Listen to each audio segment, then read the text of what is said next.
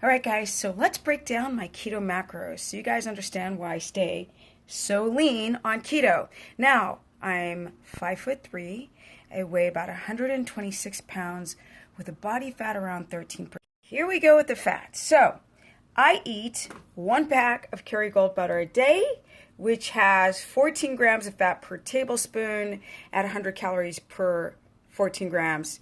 And I eat the whole pack at 227 grams of fat. Okay, so I'm just going to cover the fats because there's not enough time, but I have avocado oil. I consume 4 tablespoons a day at 14 grams of fat per tablespoon at 130 calories, which they don't really matter. I'm not even done. So I have about 5 tablespoons of coconut oil for its lauric acid, and that's 120 calories per tablespoon at 14 grams of fat. And I just chomp on this stuff. Nope, I'm still not even done with my fat per day.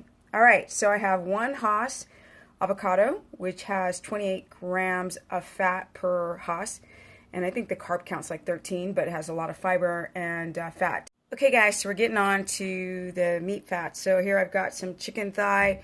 This is about 2 ounces that I'll have later today, which probably has about 8 to 13 grams of fat in it, and that's my total fat for the day. So I'm going to, yes, I eat all that fat every day, and that's how I stay super lean without having to do a bunch of cardio or eat chicken breasts, actually compromising my metabolic flexibility. Kind of weird because even the PhDs seem to be a little bit confused on how this stuff actually works.